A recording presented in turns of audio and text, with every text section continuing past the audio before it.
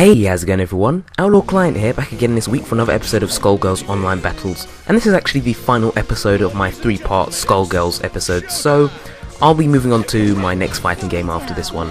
Who knows, maybe a familiar fighting game. But anyway, so this week, I just want to quickly mention that I added an additional match, and that was only because once I was doing editing, I looked back and I realised to myself, like, it barely even broke 5 minutes, the total video time, so I thought, you know, we can't be having that now, can we? So I just decided to add in another match, and it was actually quite an exciting one, so just in case if you see a match and then you're wondering like why it wasn't in the intro, that's the reason why.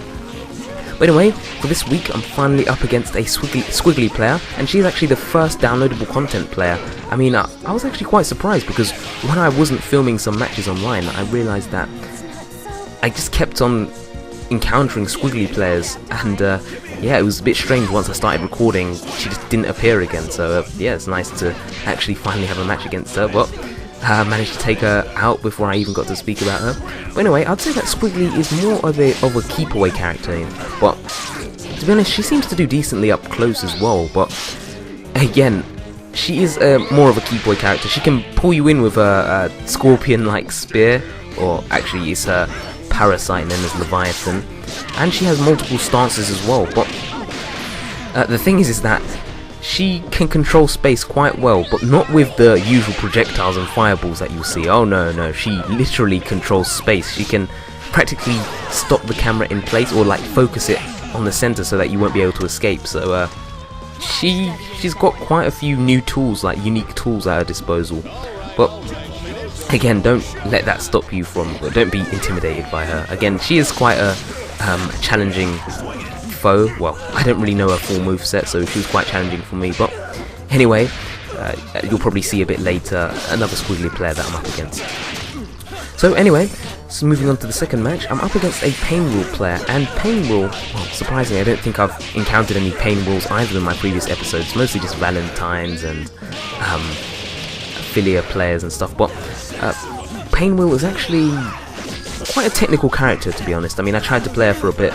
I learned a few of her moves, but a lot of her moves revolve around like she has like a fly-unfly type game. You know, sort of think of Sentinel from Ultimate Marvel vs. Capcom 3. Oh, sorry, Sentinel from Marvel vs. Capcom 2, and Dr. Doom from Ultimate Marvel vs. Capcom 3. But without the hidden missiles, thank God, no hidden missiles, perfect. But no, she has quite a lot of fly-unfly moves, and she's more of a rush-down character. A bit unsafe with her moves, but you know, she's quite a decent rush-down character, I guess. She also has like some charge moves, so she can, charge moves that have super armor, so she'll be able to absorb a few hits. But anyway, taking her out, I'm sorry Pain Will had to happen, it just had to do it, but managed to finish her off with those 1,000 punches. So moving on to the third match, and this is actually the match that I just put in at the last minute. Like I was saying, the video overall wasn't very long, so I just decided to put this one in. But as you can see there, I'm up against a Valentine, Squigly and Big Band player. So the thing that you saw, well, that little tombstone that you saw at the bottom, that was actually Squigly. And it's funny because she functions in a very unique way when you're trying to tag her in, and that is the fact that the little tombstone will follow you around on screen, or follow the person whose team she's on. It will follow them around on screen, and she can pretty much be summoned in the exact spot where that tombstone is. So it's not quite the exact same jumping from the side, from the left or right. You know, it can be sometimes right in the middle of the screen. So just be aware of that, and it will do damage to you as well. So yeah, be careful. But anyway, as you saw there, I managed to use Big Band's parry move just as he threw out the assist. You know, something that I haven't really been using all that often, to be honest. But again, it is quite useful because you can completely negate all damage. But anyway, as you can see, I'm up against this other Big Band player.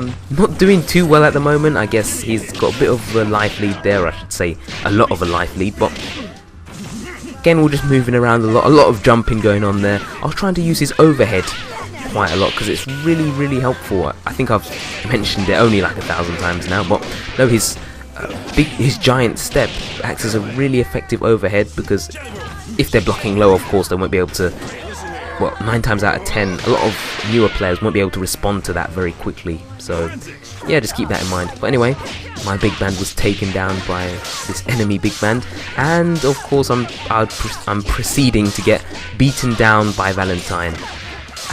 Nearly broke out the combo, but she goes for the reset. You know, look at that air grab reset right there. But it looks like all hope is lost, and luckily he just managed to call in the assist at the worst possible time, which is of course great for me.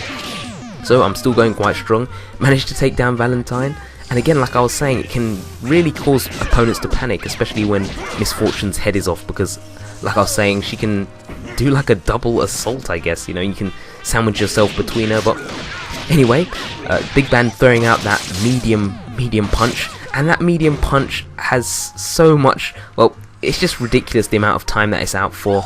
If you accidentally pull it out, you'll probably be like stunned for around a good 1.5 to 2 seconds, which is a lot of time in terms of this fighting game. But anyway, just Squigly left. You can see her full potential, and as you can see, she's using Leviathan there to really control space. And there we go, there's her move that causes the screen to freeze. Can I do anything? No, not quite. She used her final move. It sort of follows you around, but I believe it's called Blockbusters actually in this game. I know I've been calling it like Ultra Supers, but it's actually called Blockbusters. But anyway, wasn't the amazing comeback that I was hoping for, but you know, I think I held my own well enough. Yeah, you guys think I just got beaten down, don't you? Well, yeah, that as well. But anyway, moving on to the 4th and final match, and here I am up against yet another Squigly player. Can you believe that, guys? Before I didn't even get a single Squigly player, but now I've got like three in a row. Well, not in a row, but I've got like 3 Squigly players. I just, God, can you believe it? But anyway, so final match up against a Parasol and Squigly player. Have I played Parasol already? You know, I'm really not sure if I have played as her before. But anyway, so wasn't well, this match is going by quite quickly. The guy wasn't blocking as much, and he was throwing out quite a few random supers, as you saw there. His crosshair one, I'm not really sure what that's called, but he threw that out a bit randomly. But he didn't have much health left, so I was playing a bit cautious. But then I just thought, you know what, I'll just go and chip her out. But of course, she survived. I mean, look, guys, look at that health bar. Can you see? Where is the health, guys? Where is it? I don't know what's going on. But anyway, you know, I had to put an end to that, and I had to go for the sissy cat slap to take her out. But anyway, that's the 4th and final match, all the matches I have for this week. I hope you guys enjoyed watching Skullgirls. I really did enjoy this game, like I've been saying before. But anyway, if you enjoyed watching this, please leave a comment, like, and subscribe. And like always, thanks again for watching, guys. I really appreciate it. And until next time, peace out.